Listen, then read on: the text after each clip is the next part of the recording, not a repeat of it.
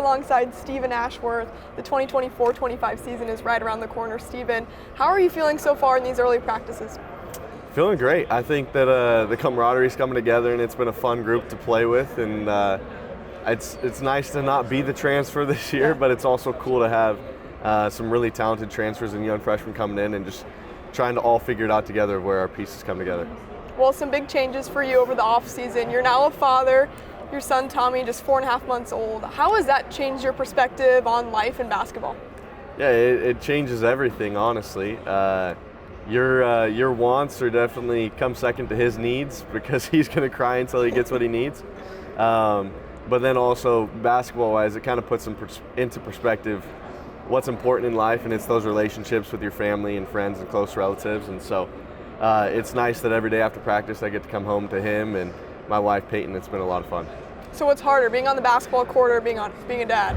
Oh, definitely being a dad is harder than being on the basketball court. Just more responsibility, a little bit more pressure because I feel like any decision I make, is going to affect him in some way. So yeah. More pressure being a dad. Well, you decided to come back for one more year at Creighton. You could have hung up the shoes, but you decided to play as a Blue Jay one more year. Why did you make that decision?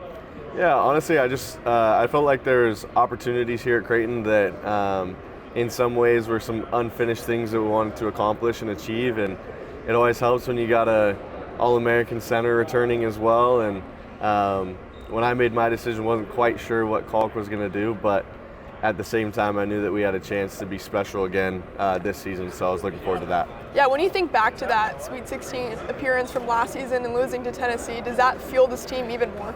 Yeah, I think that any either past failure or past success you can learn from, and I think that this team's done a good job of learning from who we once were and now recognizing that we're something different, and that brings new challenges but new opportunities. And so just chasing those things has been a lot of fun this offseason. How big is it for you to have another year of Big East play and physicality under your belt now?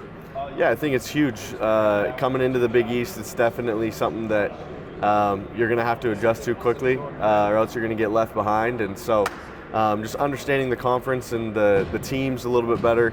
I look back at my sophomore year at Utah State and can recognize some of those things of where it helped me, whether it's scouting report or other things like that can go a long way. Yeah, where do you challenge yourself most and where you want to improve your game?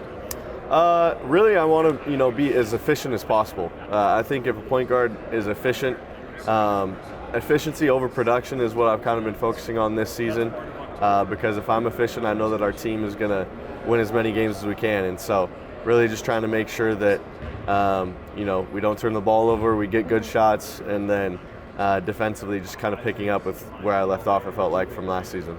Yeah, and I think from last year too, I feel like you still had an adjustment period, right, of getting into that Big East physicality and play. And I mean, I think you took some heat on social media too, and I know your teammates kept receipts of that, but how did you stay the course through that when maybe everything wasn't going all sunshine and rainbows and butterflies, and trying to figure out how you fit into the system and getting better as the season progressed?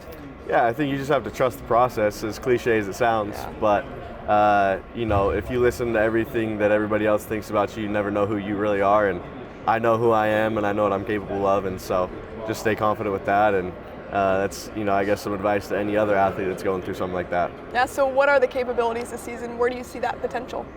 I see the potential of being one of the best point guards in the Big East and one of the best point guards in the country, knowing that every single night we're going to have opportunity going against some of the best teams in the country, especially in the off-season or preseason, and I guess off-season with the exhibition and things like that. So looking forward to it. Yeah, I mean, you have so many formidable opponents to look forward to. You got Kansas, Bama, and then not to mention Big East play. Are you excited to get those opportunities on such a big stage?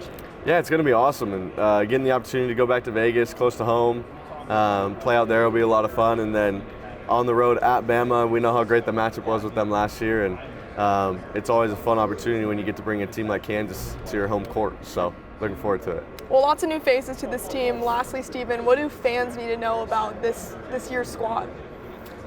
We're going to be a lot of fun to watch. We're going to have a lot of fun playing together on and off the court. It's been something that's been fun to adjust to, but also learn just the personalities of each group.